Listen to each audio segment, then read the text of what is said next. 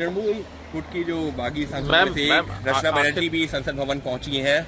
Ma'am, यहाँ पर आप लोग संसद भवन आए थे, आप क्यों आए थे? मेरा लेटर साइन करना बाकी था, इसलिए मैं साइन करने के लिए आई थी। कहा यह जा रहा है कि ममता दीदी से आप लोगों ने बगावत कर दी, दीदी की वजह से आप लोग जीत कर आए और उन्हीं को ही आपने छोड़ दिया। देखिए, बगावत तो कभी कर ही नहीं सकते उनसे।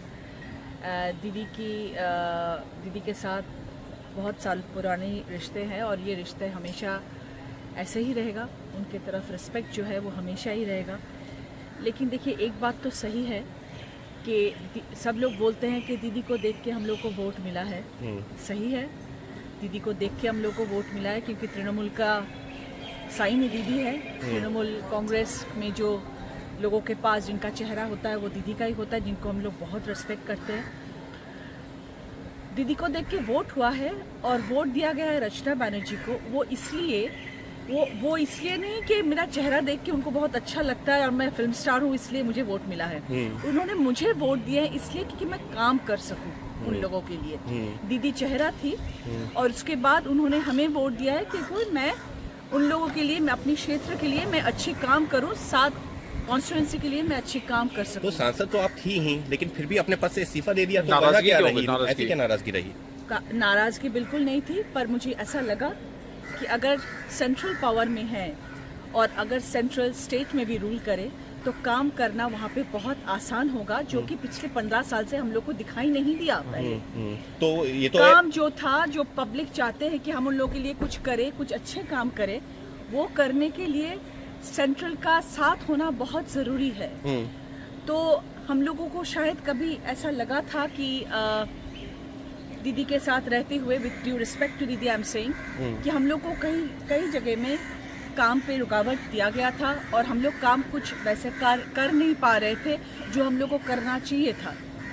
अभी जो बीजेपी की गवर्नमेंट आई है और हमारी जो रिस्पेक्टेबल सीएम है शुभेंदु अधिकारी जी, और हम सब देख रहे हैं West Bengal as well as India में कि 1-2 महीने में हम लोगों का काम का तरक्की क्या हो रहा है, कहाँ पे कैसे क्या काम किया जा रहा है, जो कि इतने दिनों से शायद लोग नहीं देखे होंगे कि ऐसे भी काम होता है पश्चिम बंगाल में, कि इतनी तेज गति से काम चल रही है। तो कहा यह जा रहा है कि आप लोग सिर्फ जो सत्ता के साथ रहना चाहते हैं, इस वजह से दीदी को छोड़ दिया। क्योंकि दीदी को देखिए, दीदी तो हमेशा रिस्पेक्टेबल लेडी है, वो हमेशा रिस्पेक्ट हम लोग करेंगे।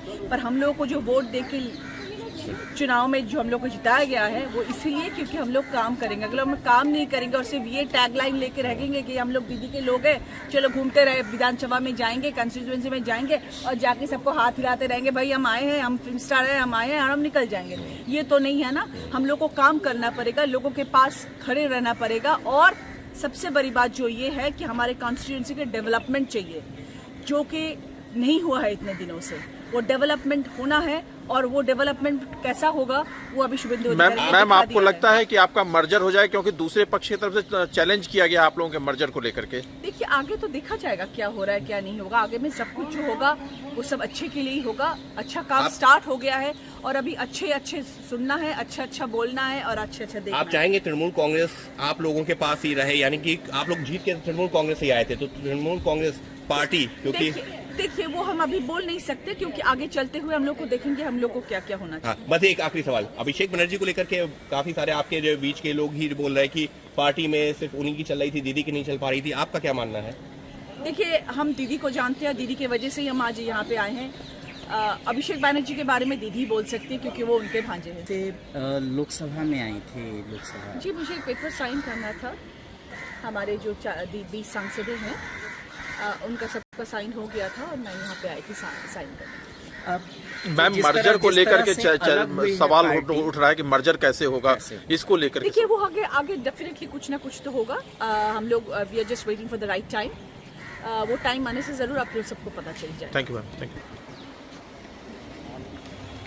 तृणमूल गुट की जो बागी सांसद थे रचना बनर्जी भी संसद भवन पहुंची हैं।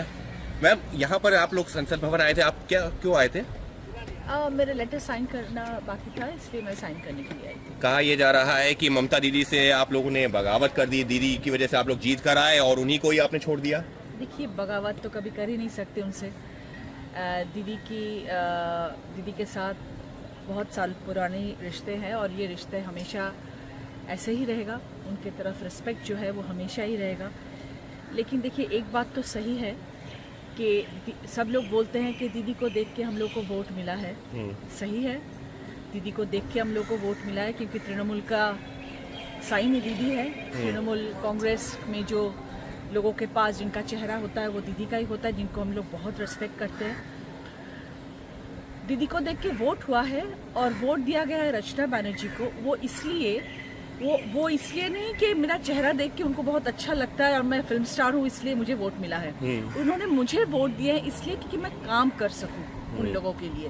दीदी चेहरा थी और उसके बाद उन्होंने हमें वोट दिया है क्योंकि मैं उन लोगों के लिए, मैं अपने क्षेत्र के लिए मैं अच्छे काम करूं, साथ कॉन्स्टिट्यूएंसी के लिए मैं अच्छे काम कर सकूं। तो सांसद तो आप थी ही, लेकिन फिर भी अपने पद से इस्तीफा दे दिया, तो नाराजगी क्या क्यों रही? हुई? ऐसी क्या नाराजगी रही?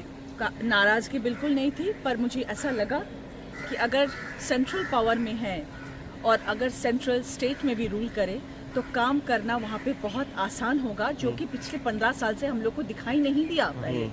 तो ये तो काम जो था, जो पब्लिक चाहते हैं कि हम उन लोगों के लिए कुछ करें, कुछ अच्छे काम करें, वो करने के लिए सेंट्रल का साथ होना बहुत जरूरी है।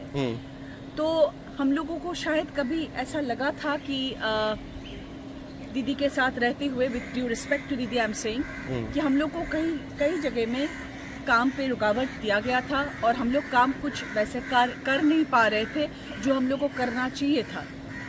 अभी जो बीजेपी की गवर्नमेंट आई है और हमारी जो रिस्पेक्टेबल सीएम है शुभेंदु अधिकारी जी, और हम सब देख रहे हैं West Bengal as well as India में कि 1-2 महीने में हम लोगों का काम का तरक्की क्या हो रहा है, कहाँ पे कैसे क्या काम किया जा रहा है, जो कि इतने दिनों से शायद लोग नहीं देखे होंगे कि ऐसे भी काम होता है पश्चिम बंगाल में, कि इतनी तेज गति से काम चल रही है। तो कहा यह जा रहा है कि आप लोग सिर्फ जो सत्ता के साथ रहना चाहते हैं, इस वजह से दीदी को छोड़ दिया। क्योंकि दीदी को देखिए, दीदी तो हमेशा रिस्पेक्टेबल लेडी है, वो हमेशा रिस्पेक्ट हम लोग करेंगे, पर हम लोगों को जो वोट देके चुनाव में जो हम लोग को जिताया गया है वो इसीलिए क्योंकि हम लोग काम करेंगे। अगर हम काम नहीं करेंगे और सिर्फ ये टैगलाइन लेके रहेंगे कि हम लोग दीदी के लोग हैं, चलो घूमते रहे, विधानसभा में जाएंगे, कंस्टिट्यूएंसी में जाएंगे और जाके सबको हाथ हिलाते रहेंगे, भाई हम आए हैं, हम फिल्म स्टार हैं, हम आए हैं और हम निकल जाएंगे, ये तो नहीं है ना। हम लोग को काम करना पड़ेगा, लोगों के पास खड़े रहना पड़ेगा, और सबसे बड़ी बात जो ये है कि हमारे कॉन्स्टिट्यूएंसी के डेवलपमेंट चाहिए, जो कि नहीं हुआ है इतने दिनों से।